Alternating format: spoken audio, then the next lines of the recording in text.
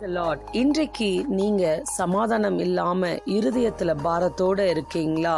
சமாதானத்தை தருகிறவர் கர்த்தர். ஏசாயா 9:6 படி இயேசுவின் நாமம் அவர் சமாதானத்தின் பிரபு.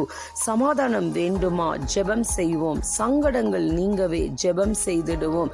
உங்கள் கவலைகள் எல்லாவற்றையும் அவர் மீது வைத்து விடுங்கள். தீமையை விட்டு விலகி நன்மை செய். சமாதானத்தை தேடி அதை தொடர்ந்து கொள். கர்த்தர் தமது ஜனத்திற்கு பலன் கொடுப்பார். கர்த்தர் தமது ஜனத்திற்கு சமாதானம் அருளி அவர்களை ஆசீர்வதிப்பார். நீங்க சமாதானம் இல்லாத நிலைமையில ஏசப்பாவோட சமூகத்துல வந்து சமாதானத்தின் பிரபு அப்படின்னு நீங்க அவரை நோக்கி கூப்பிட்டு வேதத்தை வாசியுங்க.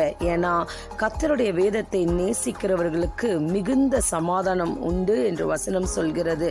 நீங்க அப்படி வேதத்தை நேசித்து ஜெபித்து ஆண்டவருடைய சமூகத்துல வந்து இருக்கும் பொழுது உன் சமாதானம் நதியை போலவும் உன் நீதி சமுத்திரத்தின் அலையை போலவும் இருக்கும்னு ஆண்டவர் சொல்கிறார்.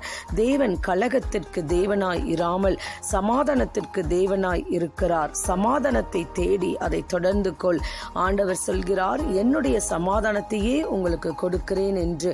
இன்றைக்கு நீங்க சொல்லி ஜெபிக்க வேண்டிய வசனம், சமாதானத்துடனே படுத்துக்கொண்டு நித்திரை செய்வேன். கர்த்தாவே, நீர் ஒருவரே என்னை சுகமாய் தங்க பண்ணுகிறீர்னு சொல்லுங்க.